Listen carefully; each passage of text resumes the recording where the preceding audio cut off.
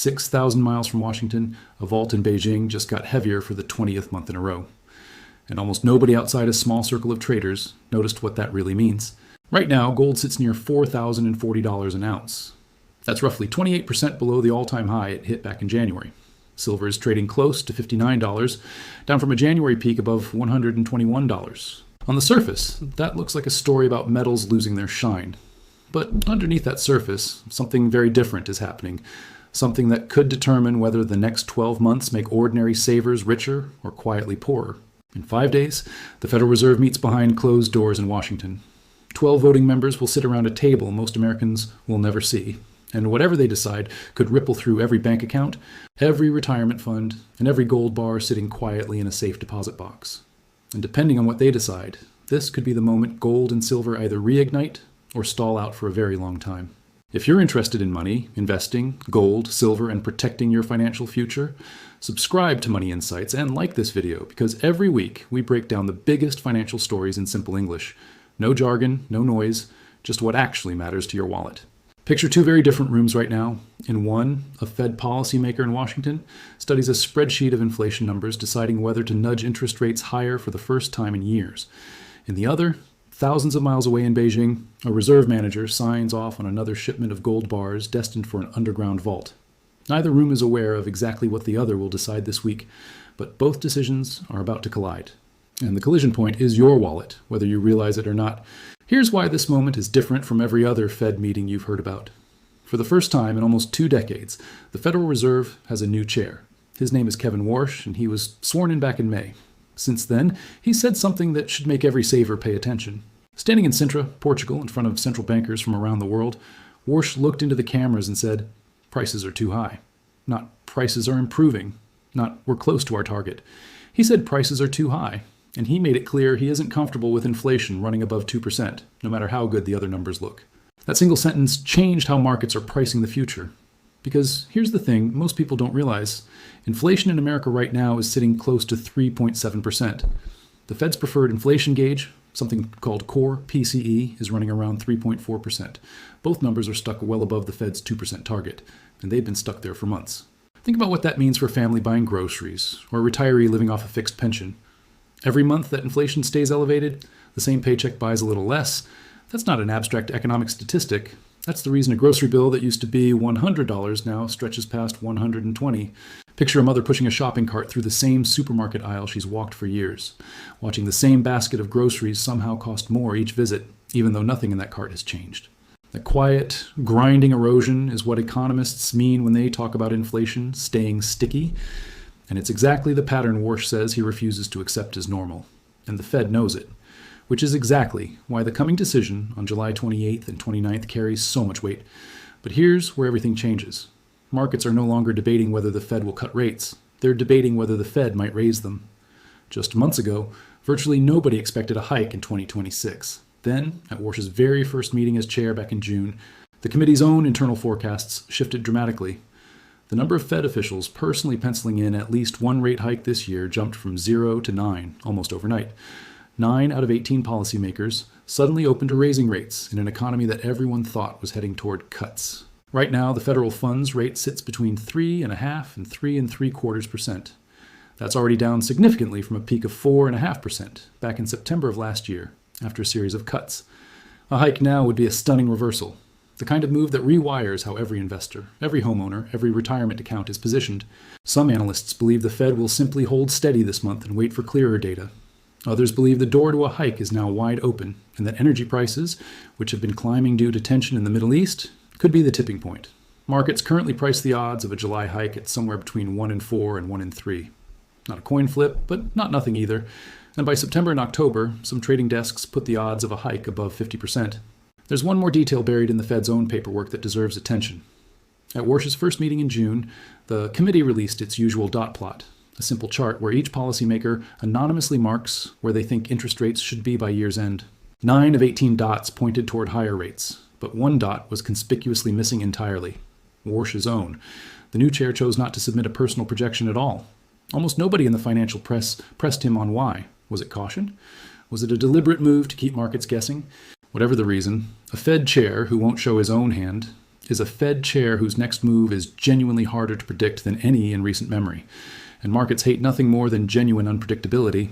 Why does this matter to you if you don't trade futures contracts or read Fed statements for a living? Because interest rates are the invisible hand behind almost everything in your financial life. Higher rates mean higher mortgage payments. Higher rates mean credit cards and car loans cost more.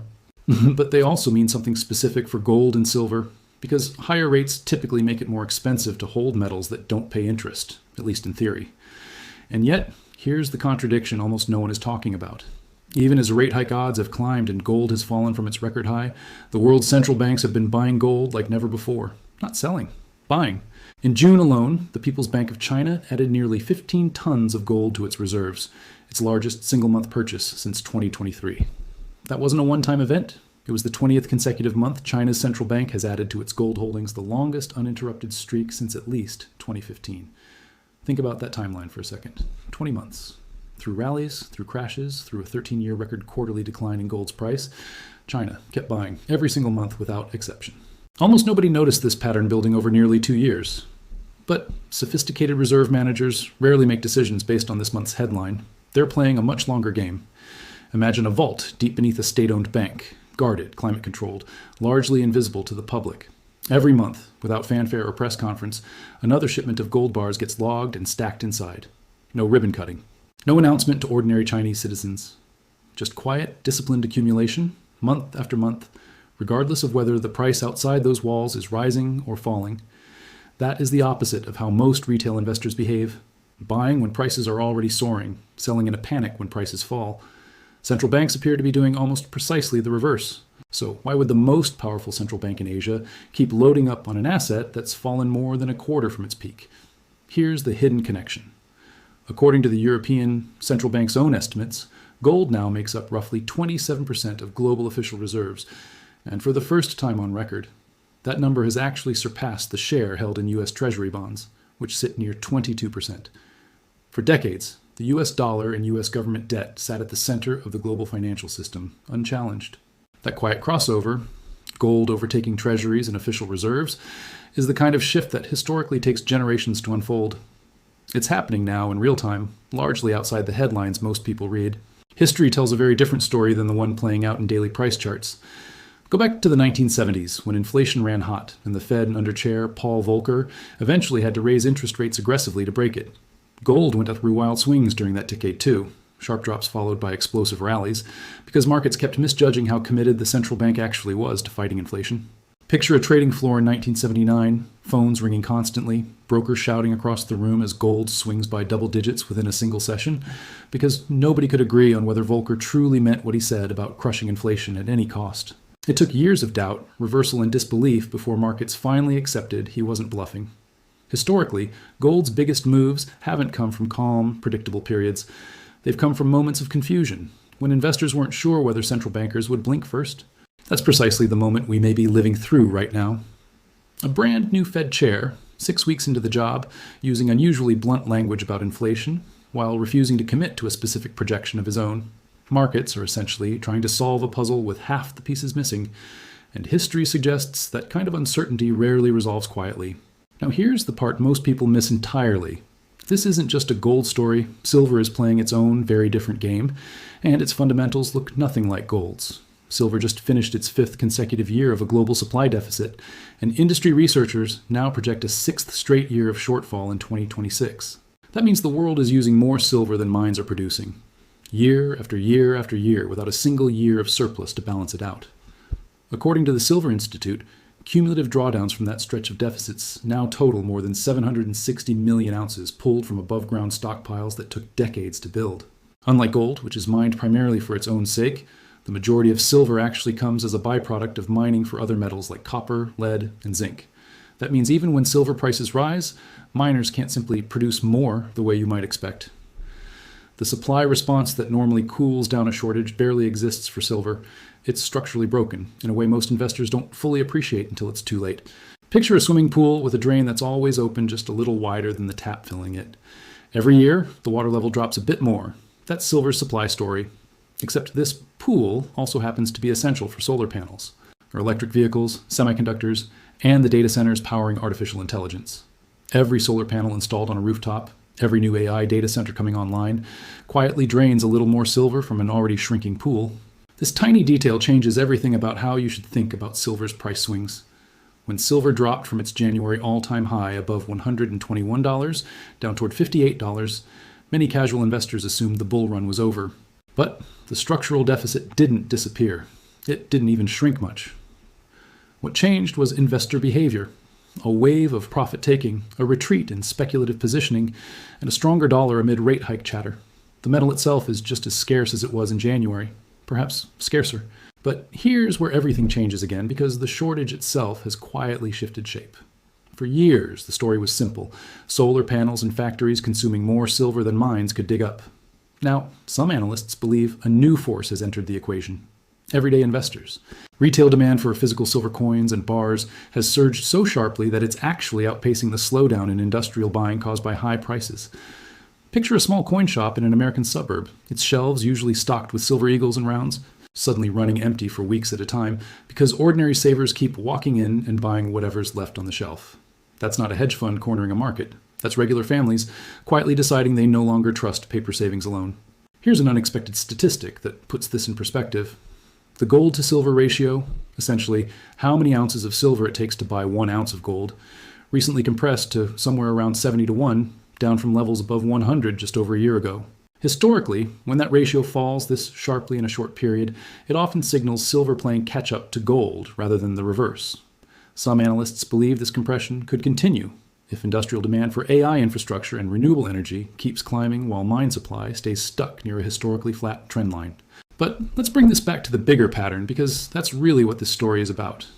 Markets often react to short-term headlines, a Fed statement, a jobs report, a single tweet from a policymaker, as though each one rewrites the future.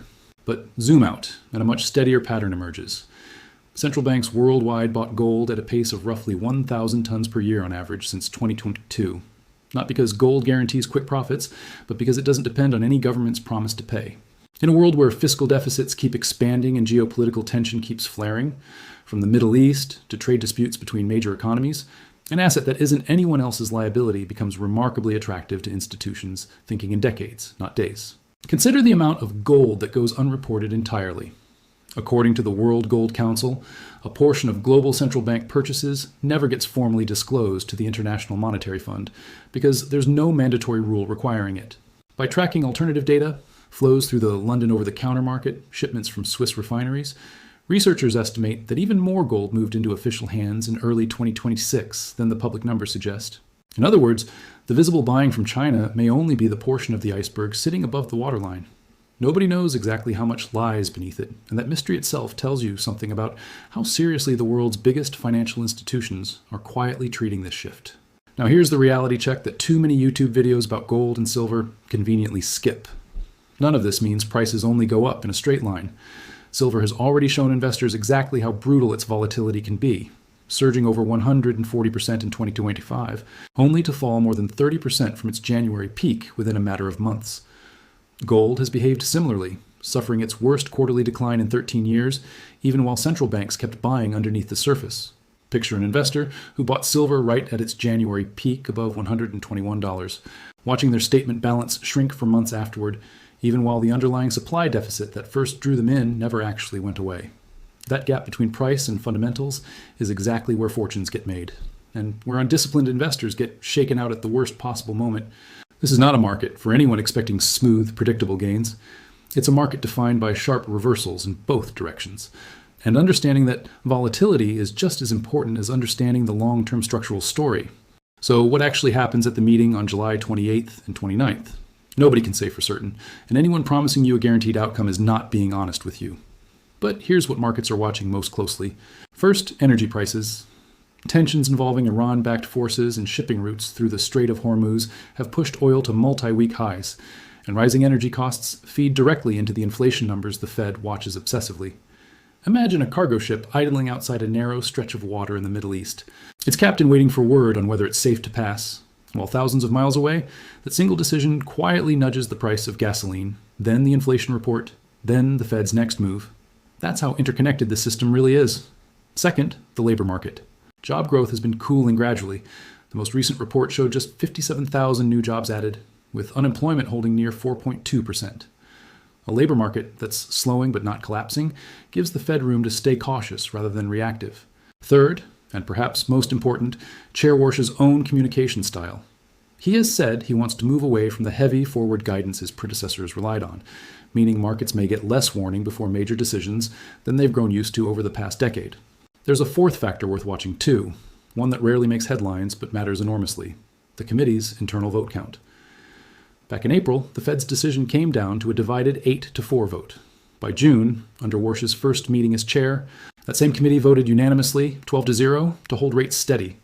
A group that went from visibly split to completely unified in just 2 months is a group that may be building toward a bigger, more decisive move, because unanimity often precedes conviction, not complacency. That uncertainty itself is a signal worth understanding. Historically, when a central bank becomes less predictable, volatility across every asset class tends to rise. And gold, in particular, has often benefited from periods when investors feel less confident about what comes next from policymakers. Here's where the story loops back to where it started.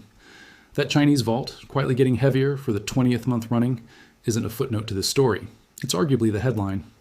While retail investors watch daily price charts and short-term Fed odds, the institutions with the longest time horizons and the deepest, research teams have kept adding to their gold reserves through every dip, every crash, every quarter of declining prices. That is not the behavior of an asset in permanent decline. It's the behavior of an asset being quietly repositioned as a core pillar of the next era of global finance. Why should a parent saving for their child's education care about any of this? Because the same forces reshaping central bank reserves, persistent inflation, currency uncertainty, and structural metal shortages, are the same forces that erode the purchasing power of a savings account sitting in a bank earning far less than inflation. Why should a retiree pay attention? Because a fixed pension in an inflationary environment quietly loses value every single year that prices climb faster than that pension adjusts. Why should a young worker just starting to invest care? Because understanding these cycles now, rather than after the next major shift, is the difference between reacting to history and anticipating it. None of this is a call to panic, and it certainly isn't a promise of guaranteed profits. Gold and silver, like every asset, carry real risk, and past patterns never guarantee future outcomes. But understanding why the world's central banks are behaving the way they are, buying gold through crashes, watching silver's structural deficit deepen year after year, and bracing for a Fed decision that could go either direction, gives you something far more valuable than a prediction. It gives you context. And context is what separates an investor who understands the forces moving markets from someone simply reacting to headlines after the fact. So when the Federal Reserve's decision lands on July 29th, watch beyond the single word. Hike, hold, or cut. Watch what happens to the dollar. Watch whether China's central bank keeps its 20-month buying streak alive into a 21st month. Watch whether silver's deficit narrows even slightly or widens further into a record. Those signals, taken together, tell a far richer story than any single headline ever could. The Fed's next signal may not shock the world the way some predict, or it might turn out to be the moment historians point back to the way they now point back to the 1970s, as the instant markets truly understood how far a central bank was willing to go. Either way, the pattern building quietly beneath the surface, one central bank vault at a time, has already been telling its own story for 20 months running. The question now is simply whether the rest of the world catches up before or after the next chapter is written. If you learned something new today, make sure to subscribe to Money Insights and like this video. More powerful financial insights are coming next.